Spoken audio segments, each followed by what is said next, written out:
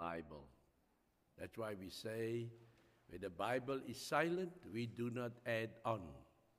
We take it at face value, and therefore we say we are silent where the Bible is silent, and we speak where the Bible speaks. And so thank you for being our visitor this morning. You are honored, and we praise the Lord. And also for those that brought you, thank you. For those on Zoom, feel welcome. We are glad that you're also with us. And this is the Bible study. We first commence with the Bible study. It's from 9 until 9:45, and at 10 o'clock the service starts. And so let's go to our Father in prayer. Heavenly Father, we are thankful for the blessings that we have received. We are thanking, Lord, for your hand of protection that guided us until this hour, bringing us here safely.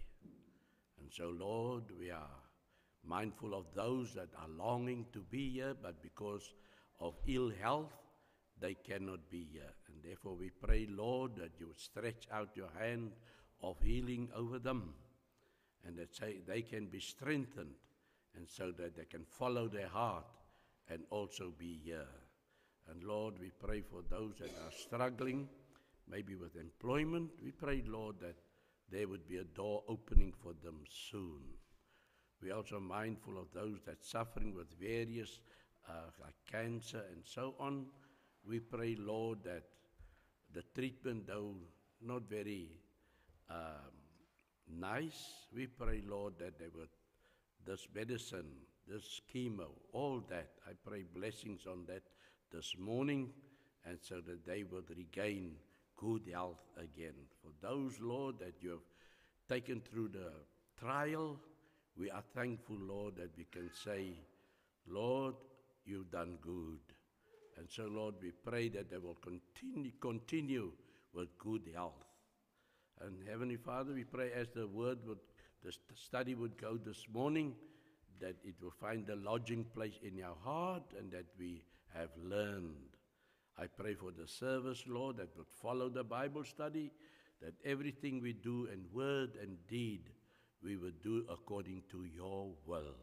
I pray where the church has gathered already, where the sun came up many hours ago, that there was worthy service for you. And we pray even as the sun travels around the earth, that those that still need to have the service, that it all will be done to your glory and to your honor. It's in Jesus' name that I pray. Amen. This morning we are in the second book of Daniel in the Old Testament, and we read in the last week when we started chapter 1. We remember Daniel. They had to be taught the Babylonian way of life. The whole culture of the Babylonians, they had to learn language and history and their religion. And this did not go well with Daniel and his friends. He had 3 friends. And on top of it, the king made an order that they all must eat from his table. This was the best of the best that were chosen, and the king was looking forward that in his courtyard there would be wisdom reigning. And so Daniel, who is a Jew, and his friends, they want to honor God's law. Though they are in a different country, though they are under different religion, they feel that they must still continue with their birthright. And that is that they honor the only God, the true and living God, the Almighty God. And so he left them with orders God said, this is how you must treat your meat, that there is clean animals and there is unclean animals. And so they knew, because they are in Babylon, that there on the table would be both clean and unclean animals. If I have to make an example, maybe a sheep is a clean animal, but a pig is an unclean animal. And therefore they are scared. Maybe the food on the table would be mixed with sheep and pig. And so the best for them is to abstain from it. And so they requested the supervisor. I'm going to use my own terminology for us to understand. So they called the supervisor, maybe the foreman that is in charge of them, and said, look, we are Jews, we don't eat anything.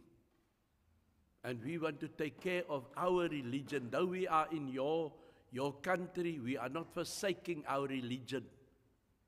And so we do not want to eat from the table of the king. And so he said, well, then the king is going to kill me when you look bad.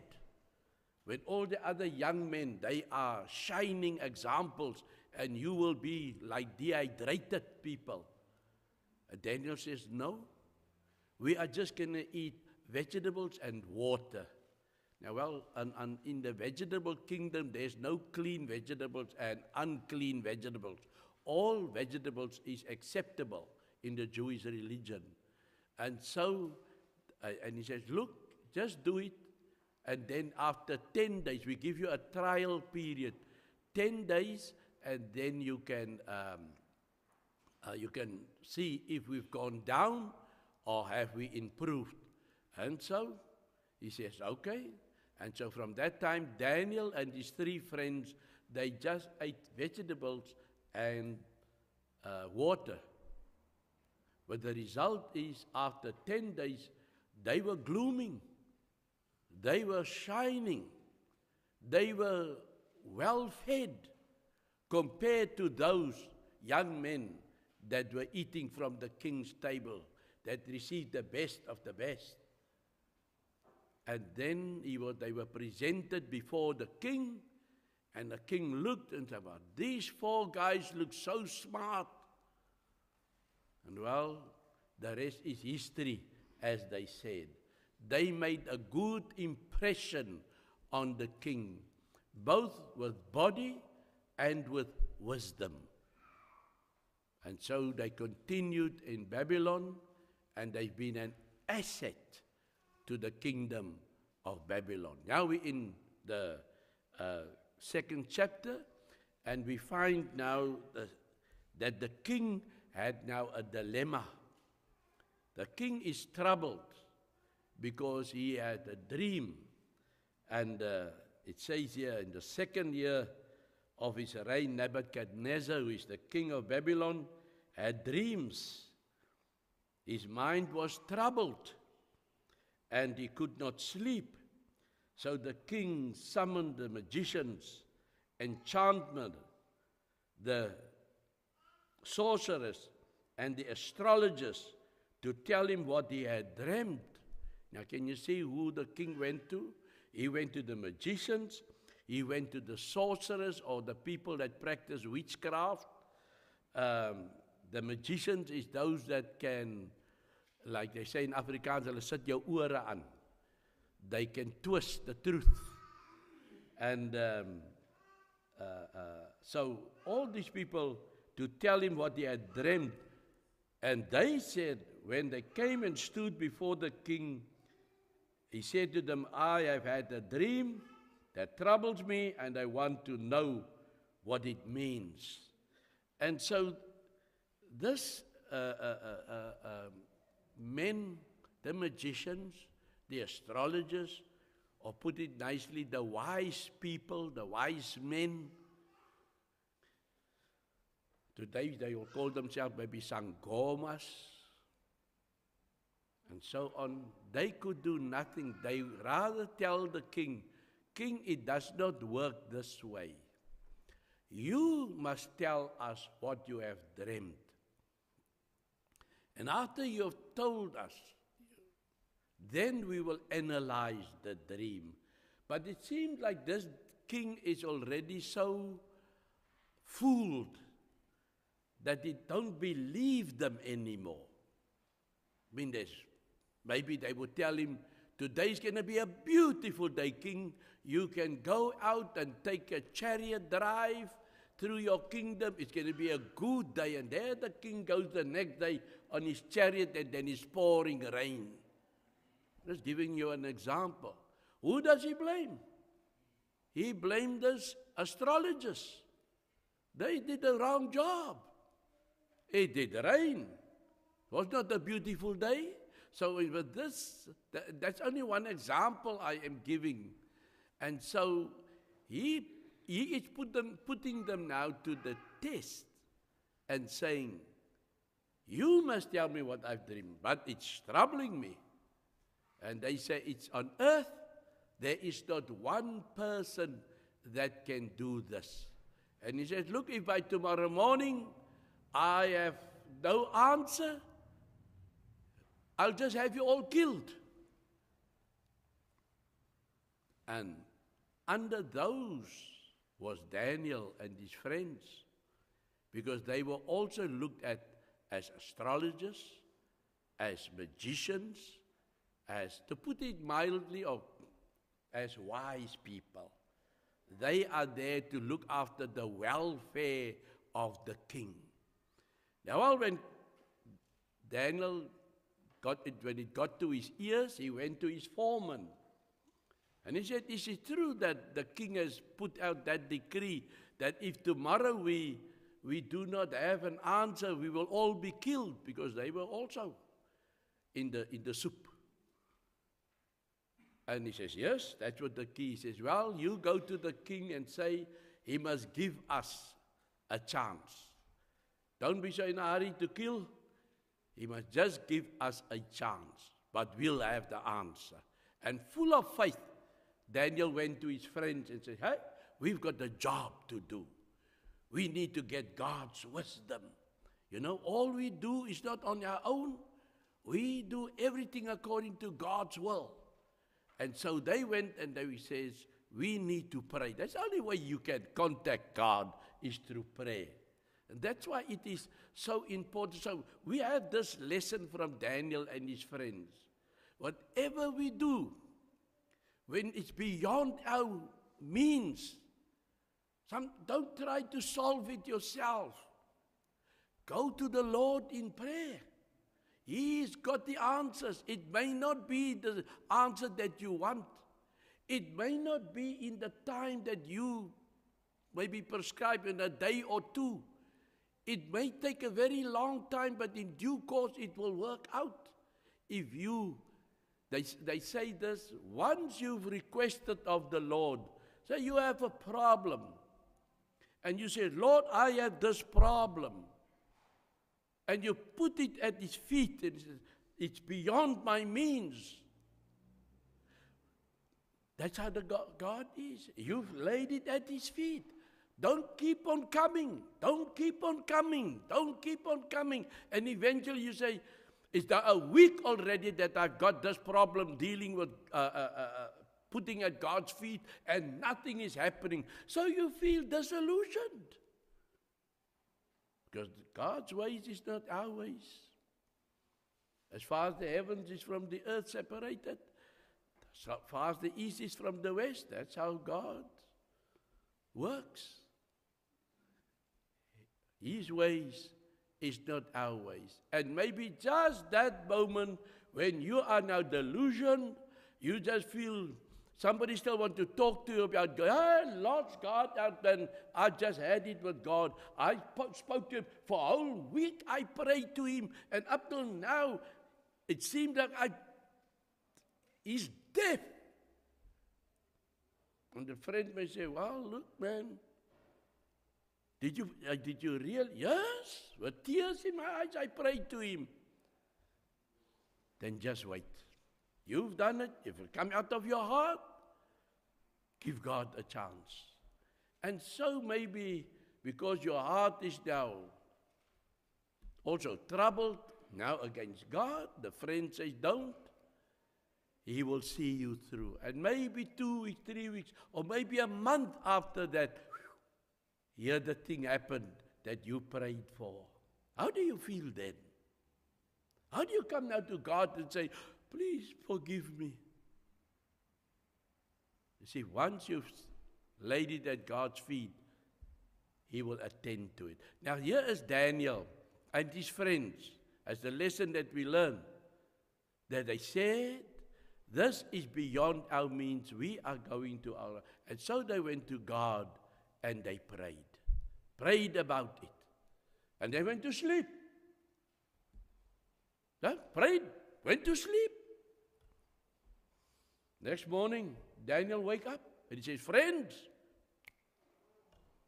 God gave us the answer. In my dreams, I saw what's troubling Nebuchadnezzar. And so they went to the courthouse or to the palace and told the foreman, we're all set to see the king. And so he went in, because not everyone can just go walk into the king. Otherwise you will lose your life, because they will think you are threatening the king. So only certain people can go in. So the foreman went in, and he went to say, Daniel, the wise man, is out. He says he will see you through. So let him in. And so Daniel appeared before the king. And he said, oh king, I've got the answer. But I want to tell you, this answer is not from me. There's somebody greater than me. There's somebody greater. And he analyzed or interpreted or gave me the dream. He is the one that analyzed everything. And so the king said, right, let me hear. And there Daniel says, oh great king, you saw this great statue. And then we have now this great statue. You had a great statue that was, you saw, and you saw that the head was of gold, and you say the arms and the chest was of silver, and the tummy area was of bronze, and the legs was of iron, and the feet and toes were mixed with clay that don't mix properly. That is the statue that you saw. And I'm sure that king looked in amazement at him. I don't know, that doesn't say that the other wise men was also standing there with him. But I'm sure if they were standing there, they would say, well, how come this guy knows all these things? It's not this guy that is knowing all this, king. It is God. God that revealed everything to Daniel. And so he says, but king, that is not all. This statue has got an interpretation. I can tell you what it means, O king. You see, O king, that head of gold is you, your kingdom. You in charge of the head of gold. You've got a beautiful kingdom. God has given you this great kingdom. You rule over the people, you rule over the animals, you rule over the birds of the air. Everything is yours. The head of gold is your kingdom. But, O king, sorry to say, your kingdom has only got a limited time, because there's another kingdom in waiting. A less fortunate kingdom, or a less powerful kingdom. And because you see, gold and silver, the silver, it was less in quality than the gold. So that kingdom will come and overthrow you. And they will become the rulers of this kingdom. And so, but after that kingdom of silver, there's another kingdom coming. And it's also inferior, Because they have gold and you have silver. What is inferior to silver? Bronze. There's another kingdom coming. But that kingdom is bronze. It's inferior to the silver. And that will be the next kingdom. I'm sure Babylon, King Nebuchadnezzar by that time was saying, wow. And he said, King, that is not all. We still have the legs of iron. It's inferior to the bronze. Maybe it's the lowest form of metal, iron. That is another kingdom coming. So there's 4 kingdoms coming. There's Babylon. Okay, today history has analyzed it, that the head of gold was Babylon. The Medo-Persians followed the Babylonian kingdom, and the Grecian Empire followed the Medo-Persians, and the Roman Empire followed the Grecian Empire. So that is what history, it's dated, it's there. You cannot argue against it, you cannot wipe it out, it's there. Babylon, Medo-Persian, the Grecian, and the Romans. And then it says, but that's not all, O king. That's not all. There, a rock was cut out of the mountain, O king. A rock, not with human hands. So if it's not human hands, whose hand is it then? Must be God's hand. A rock was cut. Just imagine, we see this row of mountains here, the Helderberg Mountains, which as it is called now today. First it was the Hottentots Holland, and new government say no, that is a shame name. Anyway, call it the Helderberg Mountains. Now you see that mountain, you see a piece of rock cut out of that mountain. And here the statue is standing tall, and that rock smashed those toes and those legs. They were the clay, and the iron is mixed at its weakest point. Because it says then, by that time, that kingdom was very weak. And it smashes that statue at its weakest point. And it crumbs it up to find dust, gone. But that stone became a mountain. That mountain filled the whole earth, O king. And he looked at the king and he say, O king, this vision, this interpretation, it's true, and it will be. That king must have said there and say, look, everything looks great, but I'm very dismayed to know my kingdom is not going to last. Because what Daniel was telling him, you've only got a limited time left. So we had the Babylonian kingdom, it came to an end. Then we had the Medo-Persian kingdom, which is today Iran. And they came to an end. And then we had the Grecian Empire, came from Greek, speedily. And it overpowered the Medo-Persians. And one thing with the Greeks did was they taught the Greek culture as they traveled. Everyone had to speak the Greek language. That is what that Alexander the Great did. Everyone had to speak Greek. You see? And they had to obey the Greek cultures, their gods and things like that. Jupiter and Saturnus and Zeus and whoever, gods, that they did. And then the Romans came in. The Romans also had gods, false gods, or idols, better word. But that stone, when Jesus was born, the Romans was in charge. Who crucified Jesus? We all know it. It was the Romans. But by whose hand or by whose word? Was by the Jewish nation. Because they said, we cannot, in our law it is said, we cannot kill someone. So it's up to you to go and kill Jesus. And so the Romans says, because Pontius Pilate did not want to let Julius, or the Caesar that is in Rome, let's say maybe Julius Caesar, know that he don't have the guts to do it. He'll lose his throne here. So he obeyed. Said, all right, have your way. Go kill him. Go crucify him. There Jesus was crucified in the time of the Romans. Now, by that time, the Roman Empire was a little bit crumbling.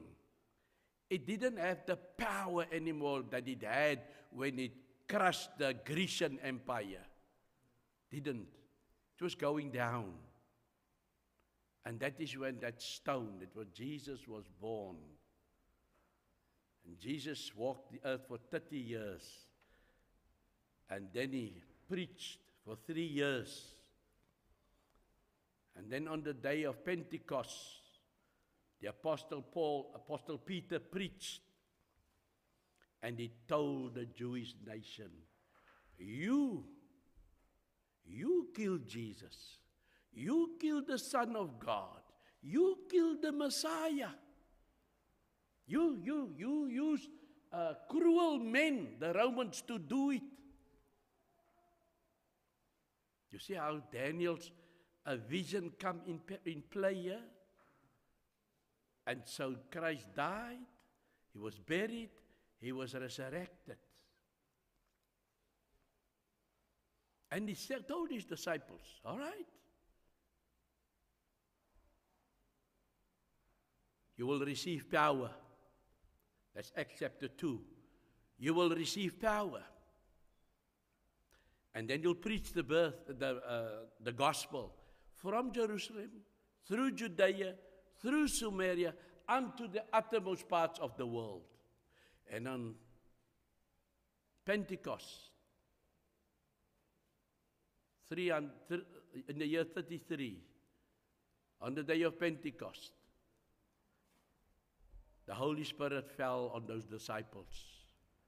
And Peter and the 12 went out. And they went to preach the Word of God. That was the start of the church. That was the mountain, that piece of rock that was taken from the mountain and crushed the Roman Empire at its feet.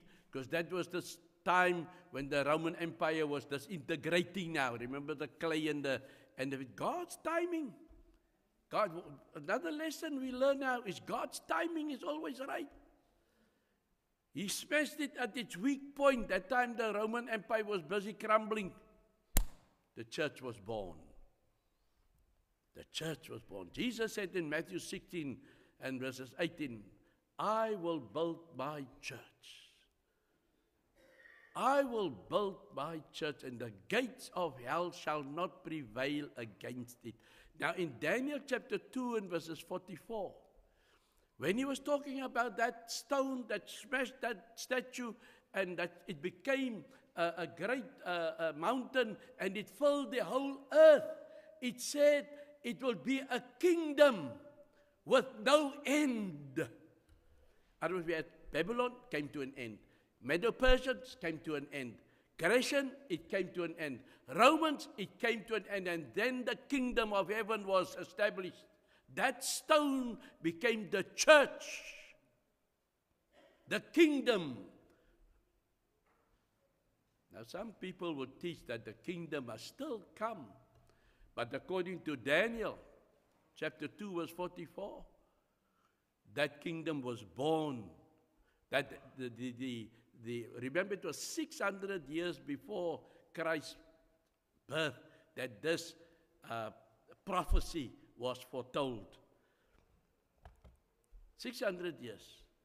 But in the year 70, the last bastion of the Jewish faith fell. The last mighty work that God used the Romans for. And you know, God used the Babylonians to teach the Jews a lesson. Take them for 70 years into exile. God used Nebuchadnezzar, a heathen. He's my tool. He's my servant. Go and teach those Jews a lesson. All into Babylon for 70 years. Then God brought Darius, the king of the Medo-Persians. And he came and he had a kind heart. When he took over his kingdom, when he took over from Babylon, it's now him, the Medo-Persians, he found out who's all my servants here my subjects. They said, well, there's a batch of Jews. And this is their history. And God came into Darius' heart and said, let my people go. And there, he went to the Jews and told them, you can go and build your temple. Your God has told me that he wants a temple and he wants his holy city built again, and I will even help you. He was a heathen king, but God worked through that Darius so that he gave them everything they needed to go back to Jerusalem and go and build the temple, go and build Jerusalem's walls up, go and restore the kingdom of God, Jerusalem. And so they went.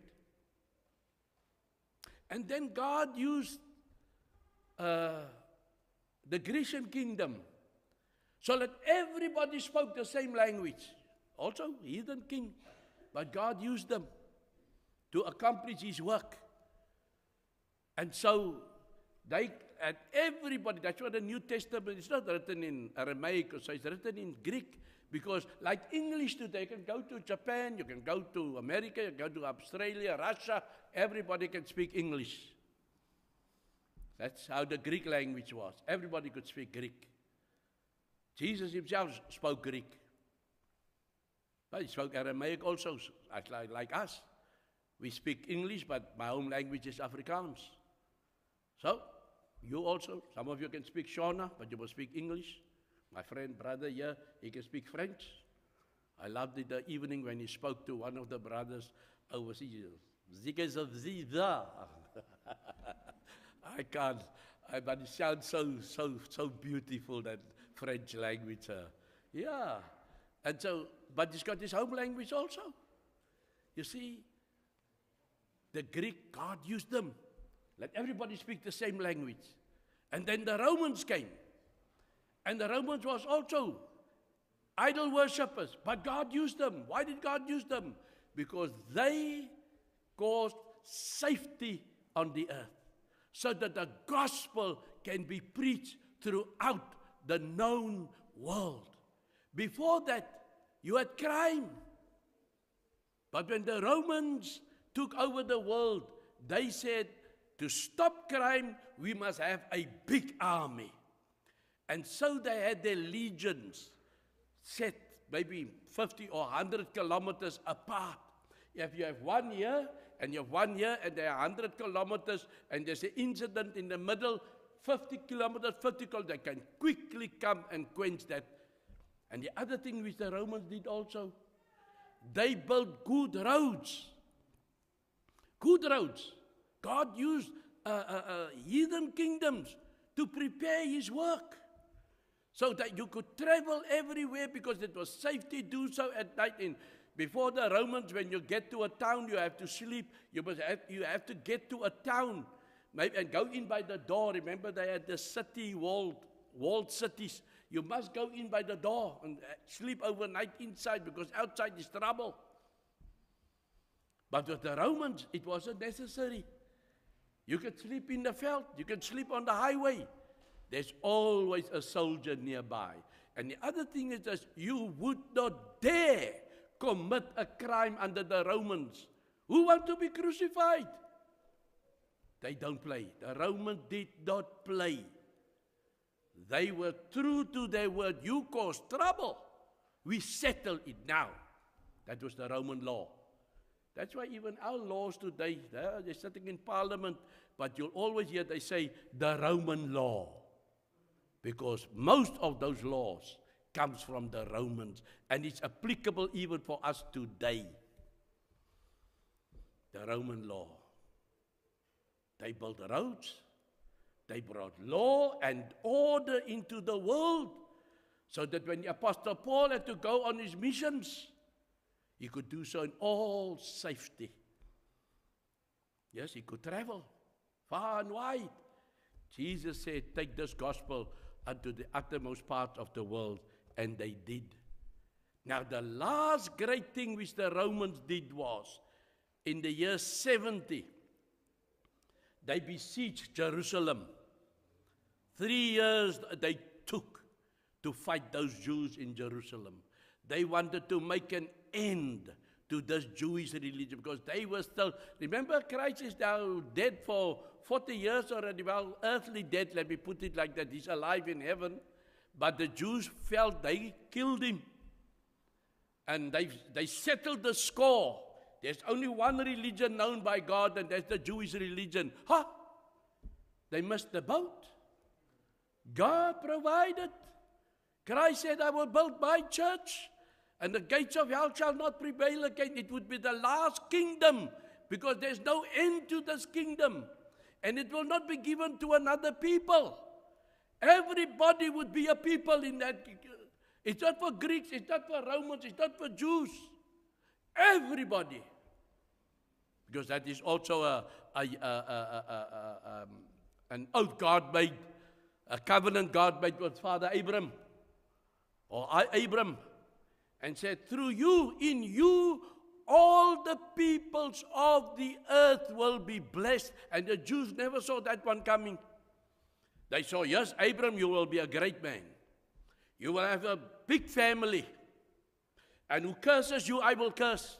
Who blesses you, I will bless, says God. But in you, all the people of the earth will be blessed. The Jews never saw that one coming. They enjoyed this feeling of, we are God's chosen people. But in the year 70, that was the last. God used the Romans to flatten Jerusalem, to flatten the temple. And that was the tribulation. That was a tribulation I've never seen before. There's some people that are preaching today that tribulation is still coming. The Antichrist is going to bring that tribulation as never seen before. But that was the tribulation as I've never seen before. When the Jews died waiting for God to bring salvation or save them. And God said, no, you killed my son. My son died for the whole world. This time he's not going to die. I'm not going to come just for one people because I already have all the people. And so, the bitter price was paid by the Jews on the day 70. They were crushed. And then, there was only the gospel of Christ left. He said, I will build my church. And earlier on, God told David, you don't build me a temple. Your son is going to build the temple for me, not you. But there's one thing I promise you, David. There's going to sit one on your throne. A throne that will reign forever. My son is going to sit on your throne. Your throne will never be empty. And that's how David closed his eyes with that. He did not build the temple. And I can see why God did not give him the temple. Because then David would have been destroyed. But God gave him the throne. And said, through your seed, your lineage, the lineage of Judah, they will go on. And even up till today, the kingdom of heaven is reigning on earth through the church. And that's why I don't say we pride ourselves, we the church of Christ. We say we are that church which Jesus said, I will build my church. This church is not made by man. We are all serving a living God. We still true. I said in the beginning, we speak where the Bible speaks, and we are silent where the Bible is silent.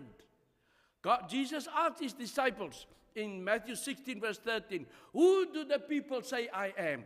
And like people, they said, or the disciples said, some say you are one of the disciples. Some say maybe you are Jeremiah. Some say maybe you are Elijah. No, they called up all the great names of the Jewish nation.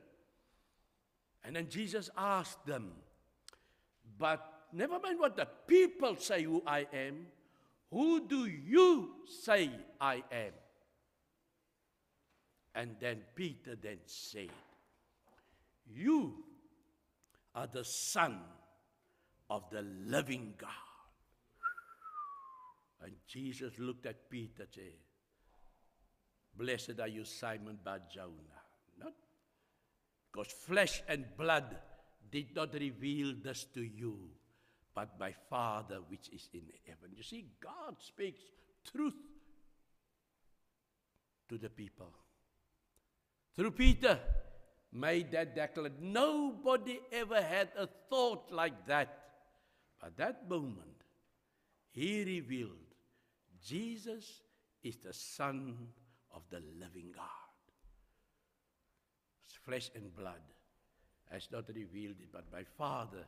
And I tell you, Peter, you, that is name then changed.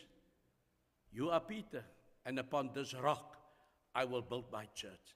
Now, Peter in Greek is Petros, but rock is Petra. And therefore, when Jesus said, on this rock, he said, on this Petra, like Table Mountain is a Petra. But when I have a stone in my hand which I can throw, that is a Petros. So you can't build a big empire like God's kingdom on a little stone. You can only build it on a massive rock that fills the whole earth. And so we believe Jesus said, I will build my church. And if we follow the truth, the church is still standing today. Many people in the year 1600, they all started to, when Martin Luther challenged the Roman Catholic Church, and he succeeded. Lots of wise people jumped on the bandwagon, and each one of them made their own thought known. And today you can see the results all around you.